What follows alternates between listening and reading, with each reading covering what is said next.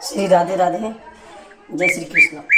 देश बदल के जाते और देखते कि प्रजा में चल क्या रहा है, सब ठीक है कि नहीं है, सब सुखी है कि नहीं है, सब खुश है कि नहीं। तो एक दिन ऐसे ही गए थे राजा और उनके प्रधानमंत्री।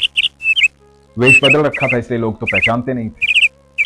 तो उन्होंने देखा कि नगर के बाजार में एक शव पड़ा हुआ और उसके आसपास कोई भी आदमी नहीं खड़ा हुआ।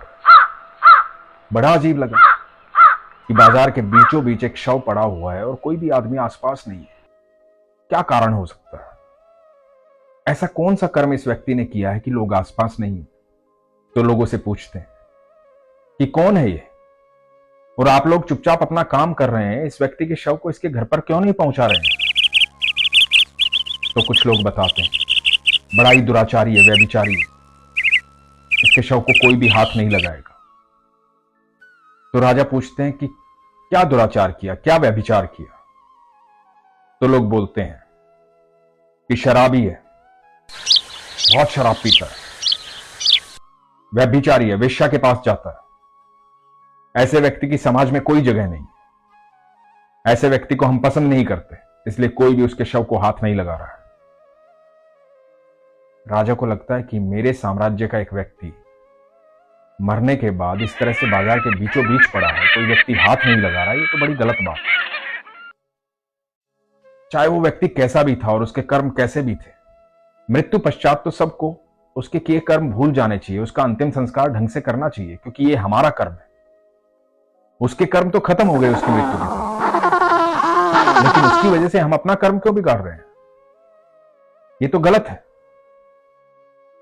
और अक्सर ऐसा होता है दोस्तों कि आपके अंदर वो लोग दोष निकालते हैं जो खुद दोषी होते हैं। बस उनके जो दोष होते हैं उनकी परिभाषाएं अलग होती हैं और आपके दोष की परिभाषा अलग होती है। हर व्यक्ति को यह लगता है कि मैं सही हूं, दूसरा गलत है। तो सारे समाज को भी यही लग रहा था कि वो लोग सारे सही हैं, उन्होंने जिंदगी में कोई पाप नहीं किया। पर इस व्यक्ति ने पाप किया। पाप समझना चाहिए हर उस चीज को जिससे आपको गिल्ट होता है, और जब आप गिल्ट की पराकाष्ठा पर पहुंच जाते हैं, आपको गिल्ट होना बंद हो जाता है, आपको यह महसूस होना बंद हो जाता है कि आप पाप कर रहे हैं, तो आप सच में दुराचारी और व्यभिचारी और पापी हो जाते हैं। राजा को बड़ा दुख हुआ इस बात का। तो राजा को लगा कि ठीक है, समाज का कोई व्यक्ति नहीं सुन रहा तो कोई बात नहीं, हमें कौन पहचानता है, मैं अपने कर्म क्यों खराब करूं। तो अपने प्रधानमंत्री से कहा कि चलो इनका पता पूछो, हम इनको इनके घर पर लेकर जाते हैं। तो राजा और प्रधानमंत्री उस व्यक्ति के शव को उठा करके उसके घर पर लेकर गए। जब घर पर लेकर गए तो पत्नी ने दरवाजा खोला। पत्नी पहले तो बहुत रोई, बिलख बिलख कर रोई, बहुत दुखी हुई। तो राजा ने कहा कि आपके दुख को हम समझ सकते हैं, लेकिन एक बात आपसे पूछना चाहते हैं।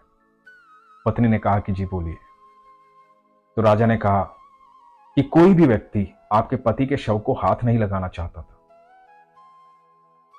कोई भी व्यक्ति इनके आसपास नहीं आना चाहता था।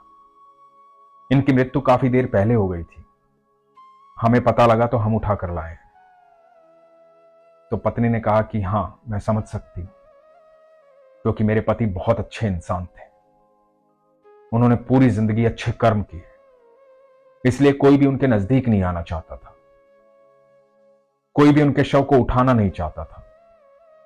राजा ने कहा कि सब लोग तो ये कह रहे थे कि ये दुराचारी है, व्यभिचारी है, और आप कह रहे हैं कि इन्होंने अच्छे कर्म किए थे।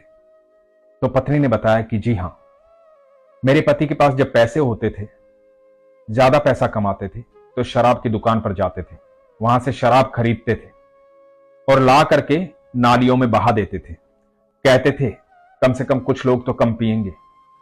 उन दिनों दोस्तों शराब का एक कोटा होता था, बड़ी लिमिटेड शराब आती थी, उतनी ही शराब आती थी, उतनी ही बेची जाती थी।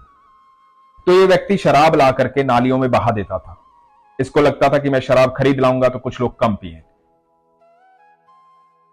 तो पत्नी ने बताया कि मेरे पति वेश्या के पास भी जाते थे, उसे जाकर के पैसे देकर आते थे, कहते थे कि आज के दिन की कमाई मैंने दे दी है, इसलिए अपने दरवाजे बंद कर लेना। हो सकता है कि कोई नया ग्राहक आना हो और वो दरवाजे बंद देखकर ना आए, वापस अपने घर लौट जाए, अपनी पत्नी के पास जाए और उन पैसों का सही इस्तेमाल करे, अपने परिवार के लिए इस्तेमाल करे, क्योंकि व्यक्ति का दिमाग पल भर के लिए खराब होता है। उस पल में यदि वो संभल जाए तो उसका जीवन बदल सकता है, और उसी पल में वो बिगड़ जाए तो उसका जीवन जीते जी नरक हो सकता है। कोई भी अच्छी या बुरी सोच पल भर के लिए आती है और पल भर में जीवन बदल जाती है।